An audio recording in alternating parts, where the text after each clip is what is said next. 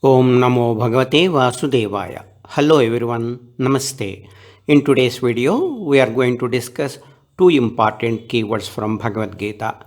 We will find these keywords in several verses of Bhagavad-Gita. However, in the present context, we are going to refer to verse 3 from chapter 3. Let us check the verse. Loke'smina dvividhā niṣṭhā purā proktā mayānagha jñānayogena sāṅkhyānāṁ karmayogena yoginām. Bhagawan Krshna said, in this world, I have stated a twofold path of spiritual discipline in past, the path of self-knowledge for the contemplative ones and the path of unselfish work, KarmaYoga, for all others. Now, let us understand the two keywords. Keyword 1, Gyan, self-knowledge, or jñānayoga, the path of knowledge, and also called renunciation. This is the path for contemplative ones, nivritti marga, one of the two paths that can lead us to eternal happiness. Who are the contemplative people? Dispassion is the core characteristic of contemplative people. They are oriented towards higher knowledge. They verily understand themselves as the embodiment of Atma than the name and form-oriented human being. They have lost interest in worldly pursuits or samsara. They have embarked on knowing the self through studying scriptures, self-inquiry, and meditation. They are in search of a self-realized guru, or they have got a guru who can guide them in the path. Their mind, senses, and behavior are dominated by pure sattva guna. They have a definite urge to know Krishna. Gita says, those who strive for freedom from the cycles of birth, old age, and death by taking refuge in me, fully comprehend Brahman and the true nature and creative powers of Brahman. They might even want to get away from this world and ensconce themselves in a cave doing meditation in search of the truth. Now, the keyword 2, karma, an act or deed, also called action, work, duty. This is KarmaYoga, the path of unselfish work. This is one of the two paths for all others who are not contemplative. Pravritti marga. Who are others? They are those who are inclined to remain active in temporal pursuits. They aspire for ethereal pleasures. To achieve this, they perform Vedic rituals, satsang, and similar religious pursuits or spiritual practices. They want to attain freedom from the bondage of karma. They bear sattvic guna, but not free from pursuits of rajoguna. They want their next life to be the best.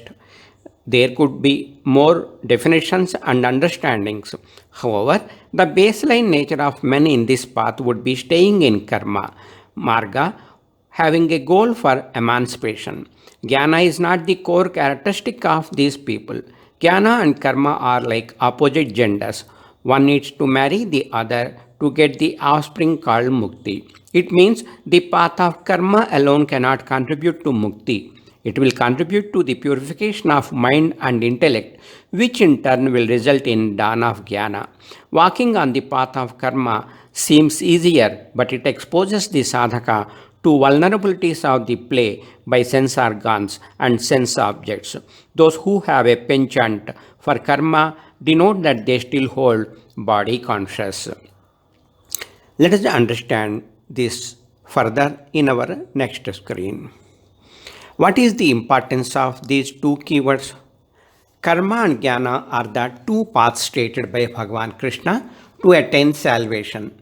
In this world, no one can remain actionless even for a moment. We know action as the visible activity. However, sankalpa is the cause of action. Sankalpa is a modification of the mind. It is invisible. The invisible sankalpa impels people into action. Sankalpa is impelled by our innate nature. The innate nature or the forces of material nature reflects the footprints of our past lives action. This is called samskara Our innate nature constitutes three guna, sattva, rajas, tamas. Every living being reflects these three gunas. However, the karma performed by us is mostly dominated by one of these three gunas. Sattva guna natured people mostly undertake the acts of goodness with selfless motive. The fruit of good action is said to be beneficial and pure. Rajoguna dominated people mostly undertake passionate selfish work. The fruit of passionate action is pain. People of tamoguna nature predominantly live in the mode of inertia, ignorance, and delusion. The fruit of ignorant action is laziness and self-degradation. The action of all three modes causes result or fruits of work. It leads to karmic bondage, which is the cause for our rebirth. We can't walk on the path of emancipation unless we act selflessly. Selfless action results in the purity of our intellect. Intellectual purity will lead to the dawn of jnana. Jnana destroys all the karmic bondage. One who is established in jnana would attain emancipation. Continued on the next screen. Hence, what is the goal of our life? What are our actions? What are the results we are aiming at? What are the various sankalpas that we make which may not have yet turned into action? How do we attain jnana? Can we adapt to only the path of jnana by abandoning work? Can we attain salvation by performing ordained karma? How do we destroy our karmic bondage? How to pursue the mixed path of karma, jnana, bhakti? These are some of the questions for which we need to know answers to better our lives. There is no source of knowledge other than Bhagavadgita which can enlighten us with truthful knowledge and higher knowledge of this kind. Unless we know the truth, we can't walk on the path of salvation. Why do we bother about salvation? Every one of us works for peace and happiness. However, in place, we are caught in the vicious circle of pain and pleasure like pairs of opposites. We need to learn from pain. We need to learn from our experiences and pain that we can never derive permanent happiness in our worldly actions. We can't stand stable on a moving boat. In the same way, we can't control our mind, which is ever unstable in worldly affairs. Unless we achieve control of mind, we cannot experience peace. We need to act selflessly to gain control of the mind. We can as well renounce worldly life and walk in the path of jnana under the guidance of a self-realized guru. The entire Bhagavad Gita surrounds these two paths, clarifying various doubts of a sadhaka. This is just one of the many perspectives that we need to understand ourselves so that we remain doubtless and firm in our spiritual practice. The screen next displays some of the reference verses to verse 3.3. Na karmanām anarambhat naishkarmyam puruṣosnute na ca sanyasanādeva siddhim samadhigacchati. Niyatam kuru karmatvam karmadhyayohe karmanaha sarirayatrapi ca te na prasidhyeda karmanaha. Sannyāsaha karmayogascha niṣṭhēyasa karāvubhau tayostu sannyāsāt karmayogo visishyate. Yat sāṅkhyē prapyate sthanam tad yogairapi gamyate ekam sāṅkhyam ca yogam ca yappasyati sappasyati. Next screen. Anāsritaha karma phalam karyam karma karoti yaha sa sannyāsī ca yogi ca na niragnir na chakriyaha. Yam sannyāsamiti prahu yogam tam vidhi pandava nahya sannyasta sankalpaha yogi bhavati kaschana.